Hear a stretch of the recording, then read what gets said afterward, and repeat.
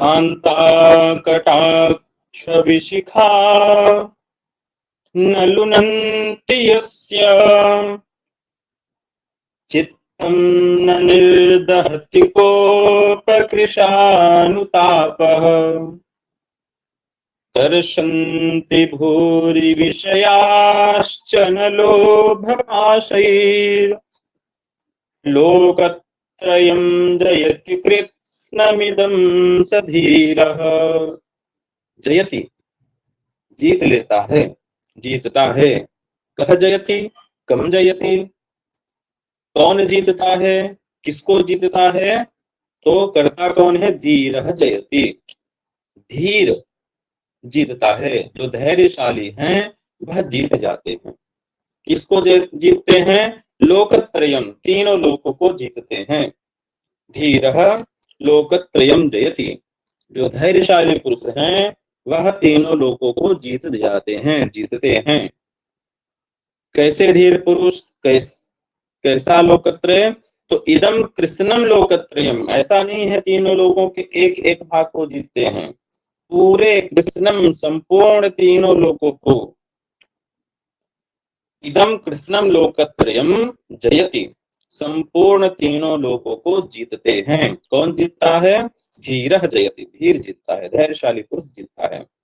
सह धीरः जयति, सह है तो विसर्ग नहीं दिख रहा है, तो यहाँ पर एतत् दोहो लोपों को नहीं समासे हरि से यहाँ पर सु का ही लोप हो जाएगा, तो सधीरः, सह धीरः कृष्णम इदम लोकत्रयम जयति, वह धैर्यशाली पुरुष, वह धीर पुरुष इस संपूर्ण जगत को जीतता है। अब सह धीरा, वह धीर, तो वह से मन में आकांक्षा हुई कि वह कौन? तो इसके लिए अब तीन पंक्तियों में बताते हैं कौन धैर्यशाली पुरुष तीनों लोकों को जीतता है। तो बताते हैं यस्य चित्तम, यस्य धीरस्य चित्तम, जिसके चित्त को न लुनन्ति, नहीं छेदते हैं, नहीं काटते हैं, नहीं बेर सकते हैं। कौन नहीं बेर सकता है? कांता कटाक्ष विशिखा, यहाँ पर विशिखा विसर्ग है, तो क्या होगा? जस आएगा विशिखास हो जाएगा, और सकार को रू हो जाएगा, और रू को भो भगो अघो पूर्व से योश से यह हो जाएगा, यकार का हलि सर्वेशाम से नित्य लोप हो जाएगा।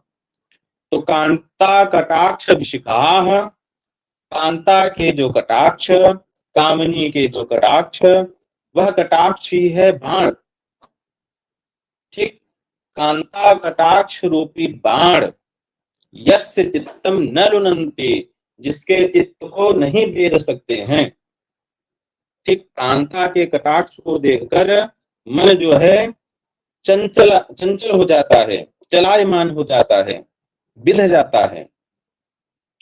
लेकिन यस्य चित्तम कांता कटाक्ष विशिखाः न लुनन्ति, जिसके चित्त को, जिसके मन को सुंदरी रमणियों के कटाक्ष रूपी बाण नहीं भेद सकते हैं। सह धीरः इदम कृष्णम लोकत्रयम जगति, वह धीर पुरुष इस संपूर्ण लोकत्रय को जीतता है। और कैसा धीर पुरुष? कोप कृशानुतापः यस्य चित्तम न निर्दहति, कोप रूपी कृशान, कृशानु का ताप, कृशान मतलब अग्नि, क्रोध रूपी अग्नि का ताप, यस्य चित्तम न निर्दहति, जिसके चित्त को जला नहीं सकता है। कोप कृशानुतापः यस्य चित्तम न निर्दहति, कोप रूपी अग्नि का ताप जिसको जला नहीं सकता है। सह धीरः इदम कृष्णम लोकत्रयम जयति, वह धीर पुरुष इस संपूर्ण लोकत्रय को जीतता है। और कैसा धीर पुरुष, और कैसा धीर? तो बताते हैं न कर्षन्ति, जिसको नहीं खींच पाते हैं, जिसको आकृष्ट नहीं कर पाते हैं। यस्य चित्तम न कर्षन्ति, के न कर्षन्ति, कौन नहीं खींच पाते हैं? विषयाः, भूरि विषयाः, विविध प्रकार के सांसारिक जो विषय हैं, विविध प्रकार के जो सांसारिक विषय हैं वह यस्य चित्तम न कर्षन्ति, जिसके चित्त को नहीं खींच पाते हैं, आकृष्ट नहीं कर पाते हैं। अब जो विषय है वह कैसे आकृष्ट करते हैं? तो लोभ पाशई, लोभ रूपी पाश के द्वारा। तो लोभ रूपी पाश के द्वारा भूरि विषयाः, विविध प्रकार के विषय, सांसारिक विषय, यस्य चित्तम न कर्षन्ति, जिसके चित्त को, जिसके मन को आकृष्ट नहीं कर पाते हैं, सह धीरः इदं कृष्णम लोकत्रयम जयति, वह धीर इस संपूर्ण लोकत्रय को जीतता है। ठीक, यहाँ पर भी वसंत तिल का छंद है। चलिए अगले पद की तरफ चलते हैं।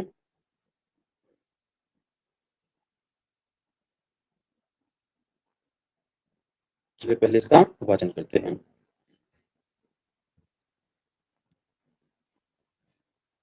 कदर्थितस्यापि हि धैर्यवृत्तेर्न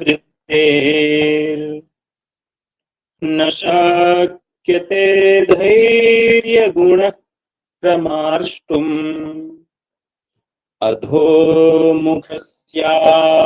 कृतस्य वह्नेर्नाथ शिखायाति कदाचिदेव। चलिए अर्थ को देखते हैं। न शक्यते, नहीं किया जा सकता। क्या नहीं किया जा सकता? प्रमाष्टुम न शक्यते, मिटाया नहीं जा सकता। प्रमाष्टुम न शक्यते, मिटाया नहीं जा सकता। क्या नहीं मिटाया जा सकता? धैर्य गुण। ये कर्मण प्रयोग है, तो शक्यते में यक प्रत्यय हुआ है, कर्मण प्रयोग। कर्म क्या है? धैर्य गुण, यहाँ पर कर्म है। अब कर्मण प्रयोग हुआ है तो कर्मोक्त हो जाएगा, धैर्य गुण शक्यते हो गया। ठीक, तो धैर्य गुण प्रमार्ष्टुम न शक्यते, कर्ता यहाँ पर किसी को ले लेना है, कैश्चित, किसी के द्वारा। धैर्य गुण प्रमार्ष्टुम न शक्यते, धैर्य रूपी गुण को मिटाया नहीं जा सकता है। किसके धैर्य गुण को, धैर्य रूपी गुण को मिटाया नहीं जा सकता? धैर्य वृत्ते है, धैर्य ही है वृत्ति जिसका, वृत्ति जिसकी, तो धीर पुरुष का, जो धीरता पूर्वक वृत्ति करते हैं, व्यवहार करते हैं, कार्य करते हैं, अर्थात जो धीर पुरुष है, धैर्यशाली पुरुष हैं, उनके धैर्य गुण को प्रमाष्टुम न शक्यते, मिटाया नहीं जा सकता। अब धैर्य वृत्ति के गुण को कैसे मिटाया जा सकता है? तो उसमें कारण बताते हैं। कदर्थितस्यापि, कदर्थितस्यापि, कदर्थित क्या है? तो कुत्सितः अर्थः कदर्थः, अर्थात क्लेश। और कदर्थम करोति इति कदर्थयति, कदर्थ से ऋच प्रत्यय होकर के नाम धातु हो जाएगा और अक्ता प्रत्यय होगा तो कदर्थितः, तस्य कदर्थितस्य, अर्थात जिसको क्लेश दिया जाए, जिसको सताया जाए, अर्थात क्लेशित किए गए, सताए होने पर भी जो धैर्य वृत्ति वाले हैं, जो धीर पुरुष हैं, उनके धैर्य गुण प्रमाष्टुम न शक्यते, उनके धैर्य रूपी गुण को मिटाया नहीं जा सकता है। उसके लिए एक दृष्टांत देते हैं। कैसे? एक उदाहरण दे रहे हैं। अधः न याति, नीचे नहीं जाता है, नीचे नहीं जाता है। क्या नहीं जाता है नीचे? शिखा, जो शिखा है वह कभी नीचे नहीं जाती है। किसकी शिखा? वहने है, वहने की शिखा कभी नीचे नहीं जाती है।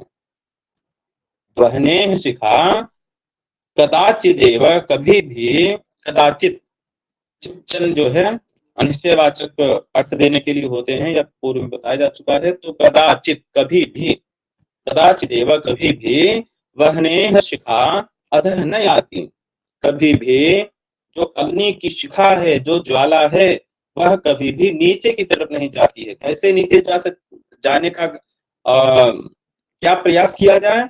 तो कहते हैं अधोमुखस्य कृतस्य अपि, चाहे वहनी को जो है कोई दीपक जल रहा है उसको उल्टा कर दीजिए, फिर भी जो वहनी की शिखा है वह नीचे नहीं जाएगी। अधोमुखस्य कृतस्य अपि, उसको चाहे नीचे की तरफ घुमा दिया जाए, वहनी की जो ज्वाला है जो शिखा है उसको नीचे की तरफ बिल्कुल उल्टा कर दिया जाए, फिर भी वहनी शिखा कदाचिदेव अधः न आती, कभी भी नीचे नहीं जाती। तो जिस प्रकार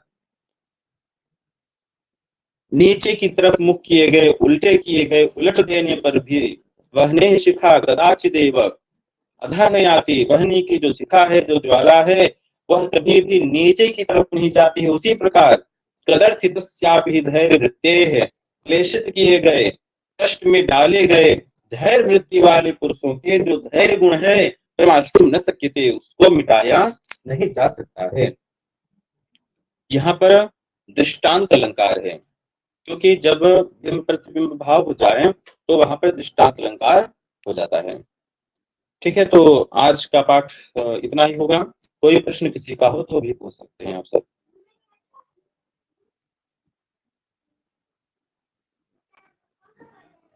चलिए ठीक है, फिर आज की कक्षा यहीं पर पूर्ण की जाती है। सर्वेभ्यो नमो नमः, धन्यवादाः।